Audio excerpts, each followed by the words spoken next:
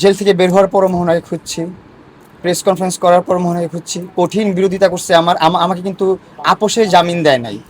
হ্যাঁ, কঠিন বিরোধিতা করছে মোহনা। এবং আমার একটা খারাপ লাগার বিষয় হচ্ছে মোহনার যে লয়ার, মোহনার যে উকিল, সেই উকিলটা হচ্ছে লায়লার লয়ার, সাব্বির ভাই।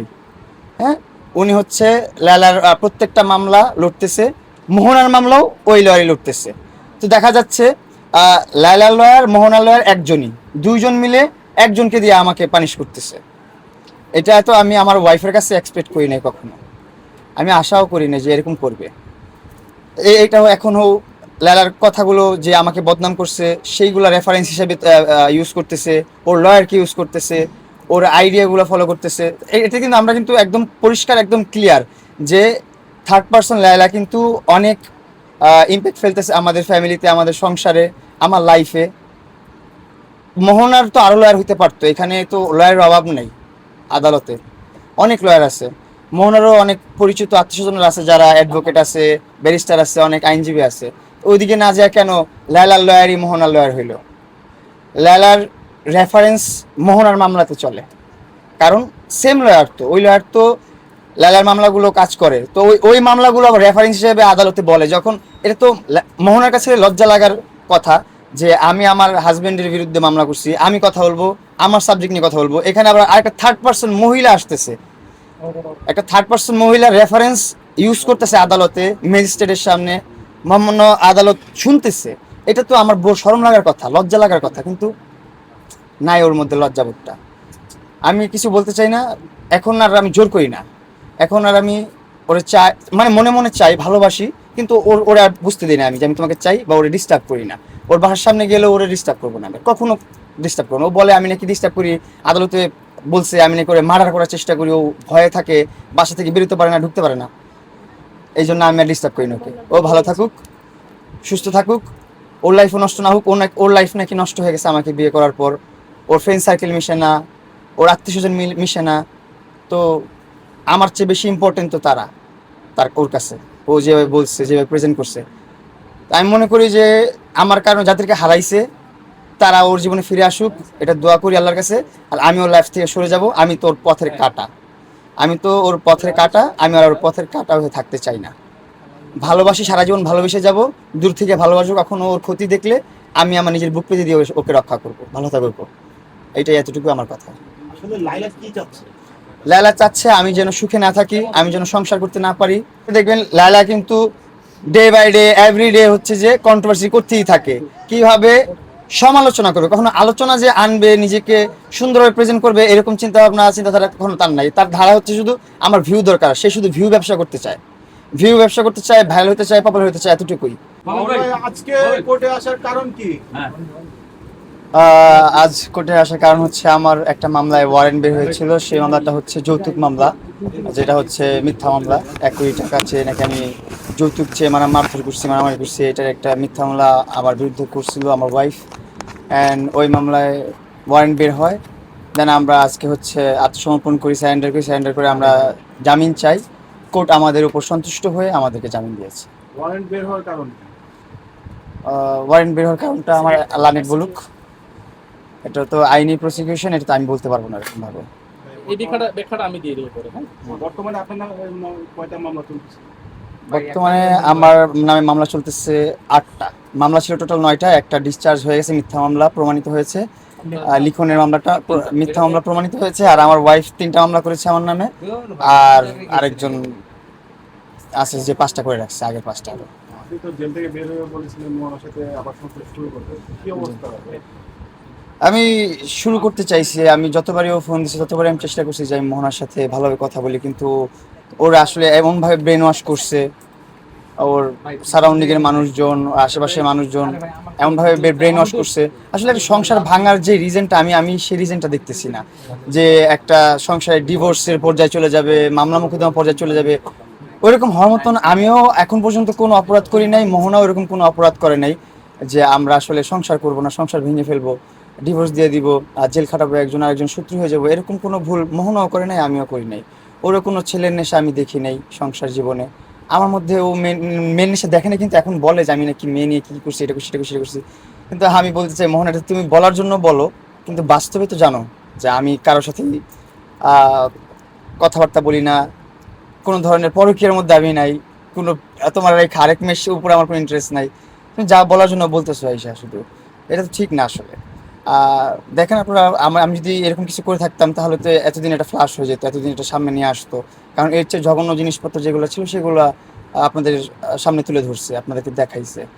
তো ওইটা করলে তো আরো আগে দেখাইতো।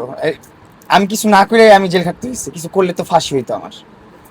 তা আমি কিছু করতেও চাই না, ভালো আছি, ভালো থাকতে চাই। আমার ওয়াইফকে ভালোবাসি, সবসময় রেসপেক্ট করবো, কখনো ডিসরেসপেক্ট করবো না। কারণ ভালো যেহেতু বাসছি, কখনো বদনাম করতে পারবো না, কখনো ওর খারাপ চাবো না। কখনো যদি দেখি ওর দুর্ঘটনা হবে বা ওর খারাপ হবে, সেখানে আমি আমার ক্ষতি করে ওর ভালোটা করে দিব সারা জীবন। ও আমার সাথে না থাকলেও, আমার সাথে সংসার না করলেও, ও যদি এখন অন্য কোথাও যায়, অন্য কারোর সাথে সংসার করে, তাতেও আমি আমার কোনো রাগ নেই। ও যদি অন্যকে ভালোবাসা ভালো থাকতে পারে, সুখে থাকতে পারে, আমি চাই ও সুখে থাকুক, ভালো থাকুক।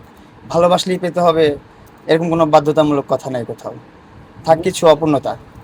ওরা কিন্তু বারবারই দাবি করে যাচ্ছে আপনারা কিন্তু আসলে 1 কোটি টাকা যৌতুক চেয়েছে, এবং মারধরের কারণ একটাই, কারণ কিন্তু এটাই ছিল। এটা টোটালি অযৌক্তিক একটা কথা। এটা হচ্ছে মামলা করার জন্য, চার্জশিট লেখার জন্য যেগুলো করতে হয় সেটা করতেছো। আর ও যেটা লিখছে এটা তো আর এটার বাইরে তার অন্য কিছু বলতে পারবে না, তাহলে তো মিথ্যা প্রমাণিত হয়ে যাবে। তো যেটা লিখছে সেটাই, সেই কথার উপর স্ট্রং থাকতে হয় বাদীদের, এটাই নিয়ম, এই জন্য স্ট্রং আছে। That's it. তাহলে কি আর কি মিউচুয়াল হওয়ার সম্ভাবনা নাই? এটা আমি বলতে পারতেছি না আসলে। ভবিষ্যৎ তো আল্লাহ পাক লিখে রাখছে, কি হবে কি হবে না হবে, সবকিছু লেখা আছে 50 বছর আগে থেকে। এখানে বসে প্রেস কনফারেন্স করবো এটাও লেখা ছিল। সো আমি আমি আমার বেস্টটা ট্রাই করছি যে আমি আবার সংসারটা সুন্দর করে শুরু করি, আবার সুন্দর করে করি। কিন্তু মোহনা ইন্টারেস্টেড না সংসার করতে। মোহনা ইন্টারেস্টেড না আমার সাথে কথা বলতে। মোহনা ইন্টারেস্টেড না স্বাভাবিক সফিস্টিকেটেড একটা সংসার জীবন যাপন করতে। একটা আছে না ঘরোয়া পরিবারের একটা সব বধূ, সরস্বতী, ওই জিনিসটা এখন আর ওর মধ্যে নাই। ও এখন অ্যাগ্রেসিভ হয়ে গেছে, কালি হয়ে গেছে। যাই হোক, আমি ওর জন্য সারা জীবন দোয়া করবো। আমি ডিস্টার্ব করবো না ওকে, যেহেতু ও বলছে আমি নাকি ওরা ডিস্টার্ব করি, আমি ওর বাসা নিচে দাঁড়ায় থাকি ওরা মারার করার জন্য আমি নাকি হুমকি দেই। তো দেখা যাবে যে আলটিমেটলি দিন শেষে আমারই ক্ষতি হচ্ছে বারবার। এই যে একটা ওয়ারেন্ট বের হয়েছে, আজ মোহনা বিরোধিতা করে নাই, ও আসে নাই, কিন্তু ওর আইনজীবী দাঁড়াইছিল, কিন্তু কোর্ট সন্তুষ্ট হয়ে আমাদেরকে জামিন দিয়ে দিছে। চরম বিরোধিতা করছে। হ্যাঁ, বিরোধিতা করছে ওর আইনজীবী, কিন্তু মিথ্যা তো মিথ্যাই থাকে, মিথ্যা মামলা তো আর শাস্তি দিয়ে আসবে না এরকম কোনো কিছু। একটু প্রসিকিউশনের ব্যাপার স্যাপার আছে, এটাই খাইতে আসলাম, কাস্টডি দিয়ে আসলাম। আচ্ছা, এই 22 বছর বয়সে মানে আপনার ম্যাক্সিমাম টাইমটাই কেটে যাচ্ছে আদালতে বাড়ানো, আসলে ভুলটা কোথায় ছিল? ভুলটা লাইফে তো মানুষ মাত্রই ভুল হয়, আমরা তো আদম সন্তান, আমাদের ভুল হবেই, আমরা তো ফেরেশতা না।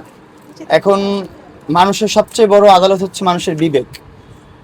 তো আমার সবচেয়ে বড় ভুলটা হচ্ছে আমি বিবেকহীন মানুষদের সাথে ঘোরাফেরা করছি বা চলাফেরা করছি। কারণ তারা তাদের বিবেকে তো আদালত নাই, এই জন্য দেশীয় আদালতে এসে মামলা মোকদ্দমা করছে। আর যত এলিগেশনস, আমার আমার বোর জিনিসগুলোতে আমার অনেক কষ্ট পাইছি আমি। আমার এর আগে যত মামলা হয়েছে, মোকদ্দমা হয়েছে, আমি যতবার জেল খাটতে হয়েছে বা কোর্টে আসতে হয়েছে, আদালতে আসতে হয়েছে, এগুলো নিয়ে আমার কোনো আক্ষেপ নেই, কষ্ট নেই। মোহনা নিজেও দেখছে আমার কত কষ্ট হয় সকালবেলা উঠে আসতে, হাজিরা দিতে, বৃষ্টি হোক রোদ হোক, ভিজে ভিজে হলেও আসতে হয় কোর্টে। তো এত খারাপ জিনিসগুলো মোহনা যাই না শুই নাও আমার বিরুদ্ধে করছে এগুলা। তারপর চক্রান্ত এত বড় একটা, তারপর আমার শত্রুরা যা যা বলছে ও ওইগুলা রেফারেন্স নিয়ে আমাকে খারাপ বলছে, আমাকে ছোট করছে পুরো সমাজের সামনে। এই জিনিসগুলো আমার খুব খারাপ লাগছে। আমি ওর ভিডিওগুলো কখনো দেখি নাই, মানে ও আমি জেলে যাওয়ার পর কি বলছে, জেলে থেকে ফেরার পর কি বলছিল দেখি নাই। যখন থেকে দেখতেছি যে না, মোহনার আমার সাথে সম্পর্ক রাখবে না, আমার সাথে ওয়ার্কআউট হবে না, ও চলে যাবে, তখন থেকে আমি দেখা শুরু করলাম যে আসলে কি কি করছে, কি কি বলছে। তো আমি ওর ভিডিওগুলো দেখে আমি খুব কষ্ট পাইছি যে ও আসলে যেভাবে আমাকে প্রেজেন্ট করছে, আমার ফ্যামিলিকে প্রেজেন্ট করছে। আমরা ধরেন ওর সবগুলো কথা বাস্তব, আমি খারাপ, আমার ফ্যামিলি খারাপ। তো ও যদি একটা মার্জিত পরিবারের মেয়ে হয়ে থাকে, একটা মার্জিত বউ হয়ে থাকে, ওর দায়িত্ব কর্তব্য কতটুকু? আমাকে সেফ কাস্টডিতে দিছো তুমি, ঠিক আছে, আইনি প্রসিকিউশনে রাখো, তুই আমাকে শুধরাতে চাইতেছো, আমার কাস্টডি দিচ্ছ, আমাকে জেলে রাখতেছো ভালো করার জন্য, ঠিক আছে মাইনে নিলাম। আমাকে ভালো করার জন্য তুমি জেল খাটাইতেছো, ভালোবাসা জেল খাটাইতেছো, শত্রু তো আমি না। ও বলে যে আমি তোমার এনিমি না, আমি তোমার খারাপের জন্য জেলে পাঠাই না, ওকে মাইনে নিলাম, তুমি খারাপের জন্য পাঠাও নাই। কিন্তু তুমি এই পুরো পৃথিবীর সামনে এসে, এই ক্যামেরার সামনে এসে আমাকে যেভাবে প্রেজেন্ট করছো, আমার মাকে যেভাবে প্রেজেন্ট করছো, আমার বাবাকে প্রেজেন্ট করছো যেভাবে, এটা আসলে আমার সহধর্মিনীর কাছ থেকে, আমার না, যে কোনো পুরুষের সহধর্মিনীর কাছ থেকে সেই পুরুষটা আশা করে না, আশা বাঁধে না।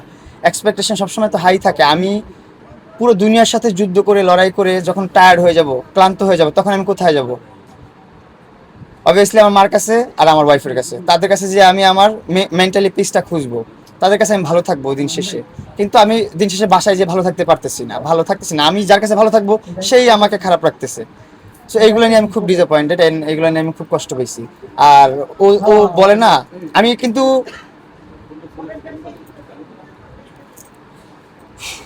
ওকে